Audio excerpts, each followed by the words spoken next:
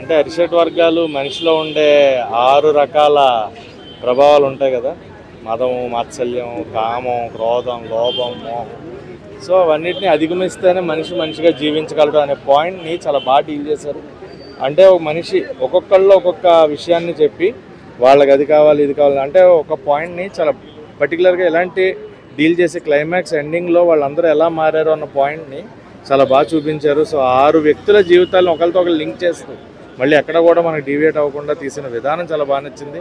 Background music క్లైమాక్స్లో పాట వస్తూ ఒక్కొక్క మనిషి మారుతూ తను మారిన విధానాన్ని చెప్తున్నప్పుడు వచ్చే బ్యాక్గ్రౌండ్ మ్యూజిక్ సినిమాకి అయితే నాకు చాలా హైలైట్ అనిపించింది. అండ్ ఇంటర్వెల్ ప్లాట్, కృష్ణుడు వచ్చే సీన్, క్లైమాక్స్లో కృష్ణుడు రివీల్ అయ్యే సీను అద్భుతం అనమాట. ఓవరాల్గా సినిమా అయితే నాకు చాలా చాలా నచ్చింది.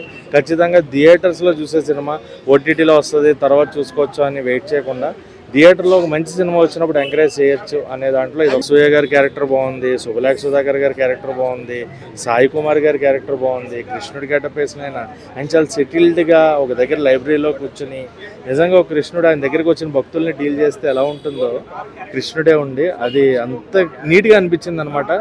సో నాకైతే క్లైమాక్స్ నేను కంప్లీట్గా సినిమాతో ఒక ట్రాన్స్లోకి అంటే నిజంగా జరుగుతున్నదే కదా ఇదంతా. మనిషి మారడం అనేది జరగదు, ఎక్కడో చోట మార్పు ఉంటుంది. మారితే నిజంగా మనిషి అవుతాడు, మారకపోతే మృగం అవుతాడు అనేది బాగా అనిపించింది. మంచి సినిమాల్ని రేటింగ్తో పోల్చలేం, చెడ్డ సినిమాలకి రేటింగ్ ఇచ్చి తగ్గించలేం. ఇది మంచి సినిమా, రేటింగ్ ఇచ్చి దాన్ని పాడిచాను. సో ఖచ్చితంగా థియేటర్లో చూసే ఒక మంచి ఫిలిం అండ్ అందరూ చూడాల్సిన ఒక గుడ్ ఫిలిం.